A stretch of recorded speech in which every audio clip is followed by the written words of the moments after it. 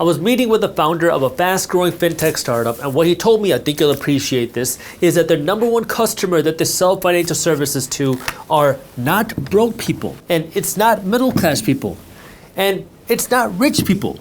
The number one prime customer are Henrys, Henry, and Henry stands for a high earner, not rich yet. These are people making $100,000 a year, $200,000 a year, $300,000 a year. They have the nice BMW, you have the nice vacations, you have the nice house, but you're not actually rich because you just spend a lot of money. You might have a lot of debt as well. These are prime customers for a lot of companies because you make a lot of money, you love spending money, and banks love giving you the financing to keep spending money. And this is where you start to see a problem. America is the greatest country on earth because you have the ability to build wealth. But if we look at the numbers, statistically, the majority of Americans are broke and drowning in debt with no hope to ever become wealthy. So how can somebody comprehend this, that on one hand, this is the greatest country in the world for some, yet for most people, you're stuck? It's because of two problems. I like to call this the you problem versus the me problem. And you have to understand both of these. That way you can actually take advantage of being in the greatest country in the world. That way you can actually build wealth, but you have to get over these two things. I'll show you what I mean. If we start here with the you problem, the reality is you. Out there, society profits off of people being financially stupid. You, society, prey off of people being financially stupid. You, society, profit off of people having no idea what to do with money and giving up all their money. I'll show you what I mean. Banks profit when you are in debt. Banks control our financial system in this country, and they make money when you live in debt and continue to pay them interest for the rest of your life. That is a dream for a bank, to keep you in debt forever, because that makes them rich. Corporations profit when you spend money. If you walked into Gucci and said, "Oh, this is too much money," and walked out, they wouldn't be very happy.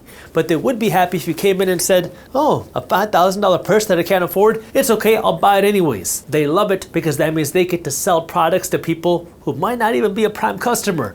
More sales for them, more money for them, less money for you, which is why corporations and banks spend billions of dollars on marketing. They spend billions of dollars hiring the smartest MBAs to get you to open up your wallets and give them your hard-earned income. But it's not just that. Governments also profit when you're financially uneducated. What do I mean? Well, as an attorney, who's not your attorney, what I can tell you is that our tax code is designed to benefit certain people more than others. Who? Investors. Our tax code provides preferential tax treatment, meaning lower tax rates or bigger tax breaks for investors that you don't get when you are an employee. Yet what are we taught to do? We're taught to go to school, to get good grades, to get a good job and be an employee. We're not taught how to invest. We're not taught how to become asset owners. Although we are in a capitalist system, in a capitalist country, how do you make money? By deploying your capital, meaning by becoming an investor. It's in the name of our economic system. We are a capitalist country, but nowhere in our education system are we taught how to win in a capitalist system. When in our education system are we taught how to deploy capital, how to become an asset owner? Yet in a capitalist country, the people that make the most money are the ones that understand how to use capital. The people that get to take advantage of the biggest tax breaks are the capital movers, are the asset owners. The people that pay the highest tax rates are the employees. Employees pay what's called ordinary or earned income tax rates. Those are the highest tax rates that a tax code has to offer, and they also come with the lowest tax breaks. If you don't believe me, I have a copy of the federal income tax code right here, and what I can tell you is exactly that. All these tax pages are not about how do you pay money as an employee, it's about other ways for you to get deductions, depreciations, write-offs as an entrepreneur, as an asset owner. You don't get these as an employee.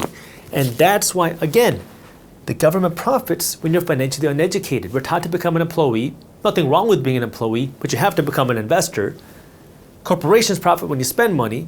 Nothing wrong with spending money, but if you don't know how to control your spending, you're gonna give all your money to other people. And banks profit when you're in debt. Does that mean that banks are all evil and horrible things? Well, not necessarily, because if you know how to use the bank, well, now you can learn how to get interest out of the bank. You can learn how to use debt the right way. You can learn how to use the bank to keep your savings, to keep your money the right way. But most people get screwed over by these entities because they don't understand how to win in this game. So what do? The average person gets stuck here. You start blaming other people. You blame your boss, you blame the bank, you blame corporations, you blame the government. But that doesn't solve the problem.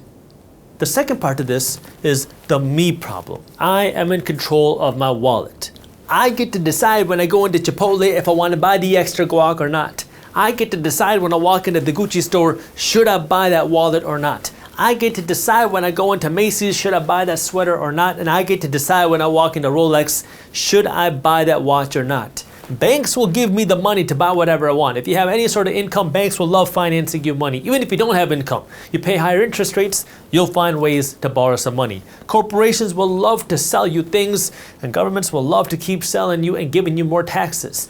But it's up to you now to control your wallet. And this is where so many people get stuck. First, we blame others. We blame everything else going on, but here's the reality. What every financially smart person does is they stop blaming you and they start realizing, okay, this is the system. This is what they're doing. Banks want you to be in debt, corporations want you to spend money, governments want you to be an employee. Okay, how do you win despite that? How do you not understand how to use this? And then the me part, which is, I'm in control of my wallet. A lot of people will go out and spend money like it's their job. You'll have a fancy car with an expensive car payment, expensive insurance, live in this expensive apartment, have all these nice and expensive things that you show off on Instagram, and then complain about how much money you're making. And then you'll complain about how expensive things are. If you're going around paying for premium gas to put in your car, you shouldn't be talking about inflation with grocery prices. You're driving around in a nice, expensive car. Figure out your priorities first. And this is difficult to hear because the reality is you have the ability now to control your wealth. Because your wealth starts with your income. Your income is not what's going to make you wealthy, but it's what fuels your wealth. Because you can either take your income and just dump it everywhere here. You can give your income to BMW, you can give your income to Chase Bank, to Bank of America, and everybody else. Or you can take that income and keep it in your bank account. And now when you keep that income in your bank account that you didn't spend, you can take the money that you didn't spend and choose to either save it. You can use that money to buy a house. You can use the money to buy a car with cash. Or you can use the money to go out and buy some assets, to buy stocks that pay you with dividends, to buy a rental property that pays you with income every single month, to go out and buy a business that makes you money every single month. Now it's a completely different game. And now you're going to say, well, Jaspreet, that's hard. Yeah, it is hard. It's hard, especially when you're in a situation when you keep spending all of your money, especially during a time when you're in debt. And now you have to kind of dig your way out. But the reality is this is how the game works. And now you got to understand which part of this game do you want to be. Do you want to be the side of the game that's just making everybody else rich? Because there's a lot of people that do that. Or do you want to be a side of the game that's making yourself rich? If you want to be on that side that's making yourself rich, you got to stop making everybody else rich first. And the problem that so many people have in America is we live in a spending culture and we live in a blame culture. We want to spend money because everybody on Instagram's doing it, everybody on TikTok's doing it, everybody's got the nice things, and it's so easy to spend. Social media has not only made it easy to spend, but they've made it accessible to spend. Before, just a few years ago, you'd see somebody go out and buy some nice things and post it on Instagram, post it on TikTok, post it whatever. And it's like, okay, you got some nice things, I want to have that thing too. Now you can just shop on Instagram, you can shop on TikTok, you can push to buy whatever you want with Amazon, you can tell Alexa what you want to order. It's becoming more and more accessible to spend money. And not just that, it's becoming more and more accessible to spend money you don't have, because now you can just use buy now, pay later. Or as I like to call it, broke now, poor later. I used to call it broke now, broke later, but a lot of you said, Jaspreet, broke now, poor later is a better acronym, so we're gonna go with that now. Broke now, poor later, because now people can finance whatever they want. It is accessibility. This is what makes it the greatest country in the world. You can have whatever nice things you want. Banks are easily willing to lend you whatever amount of money you want if you have some sort of income. Makes it a great country because you can buy all that nice stuff. But it also makes it a great country if you're the asset owner, because now you get to build the wealth. And now you get to decide which side you want to be on. You want to have the nice stuff right now? Sure, you can live large and look rich, but eventually it's going to catch up to you. Now you're going to be stuck. You're going to be working just to pay back all the other expenses that you had. Or you can make that sacrifice now, not buy all those nice and expensive things right now, take that money and put it to work in the stock market, take that money, put it to work to buy a rental property, take that money, put it to work, buy a business, take that money and put it to work somewhere for a few years, maybe a decade. You don't have all the nice stuff right now, but then you start accumulating and building the assets. It's a completely different game. It's harder. You gotta make some sacrifices. People are not gonna understand why you're living this style of life when you got that money or when you think you have the money. But after that time, after you put in the hustle, you built an asset. You built some wealth that can be there for the rest of your life and for your kids' life and for your grandkids' life. This is what nobody told you in school. This is what nobody told me in school. But this is the game. This is the wealth game that every rich person is playing. They're not working just to spend their money. They want to take that money, buy some investments. They want to buy hotels. They want to buy apartment complexes. They want to buy rental properties. They want to buy stocks because these things can live longer than you and they can pay you when you're not working. And then when you got the income coming from these things, you can live off of the income from your assets. Once you're there, you've won. You've won the game of money. You won the game of wealth. And now these assets can outlive you. It's not like going to the gym. The reason why I want to talk about this is if I work out really hard, I can work out really hard for 6 months, 2 years, 5 years, and I can get a nice six pack. I can be really fit. I can eat super clean. But then as soon as I stop eating healthy, I'm going to start putting on weight again. I'm going to start looking fat again. I'm going to start not feeling good again because I'm putting in that bad stuff in my body. Your health only has a little bit of reserves that as soon as you build the health, you have to maintain it by living the healthy lifestyle. With money, it's a little bit different because once I build those assets, I can live off of the interest. I can live off of the dividends. I can live off of the income that my assets pay me, and I can spend that money very dumbly. When my rental properties pay me, when my dividends pay me, I can go out and spend that money at Gucci every single month and not be broke because next month I'm gonna get another interest payment. I'm gonna get another rental income check. I'm gonna get more dividend payments. That's the difference. You gotta build the wealth first. And if your mommy and daddy didn't give it to you, it's up to you to go out and build it. Because you have that opportunity if you live in a first world country like America.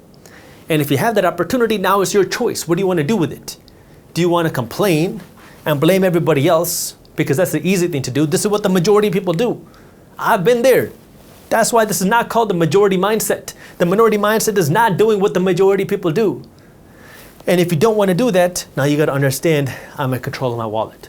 It's easy just to blame everybody else, and you can do that, but that's not going to put food on your table.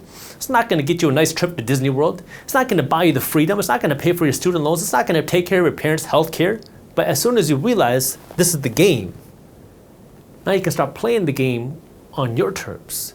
And you can say, I don't want to keep playing the game like this. I don't want to keep being on the losing side of the game. Because most people don't even understand that there is an opposite side to the game. But there is. Every time you spend money, somebody else is making the money. It doesn't mean you shouldn't spend money. I want you to learn how to use this. I want you to have the nice things. I want you to have the BMW, have the Benz, have the nice car, have the nice vacations. I want you to have all of that. But I want you to have the assets first. I want you to have the wealth first because in this country, those who own the assets own the wealth. When you have the wealth, you have the freedom.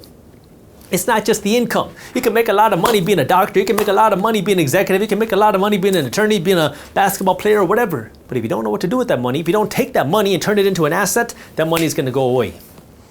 And that's where you have to understand the game. That way you can become wealthy. Now, before you go, if you want more resources, my team at Briefs Media publishes a free newsletter called Market Briefs.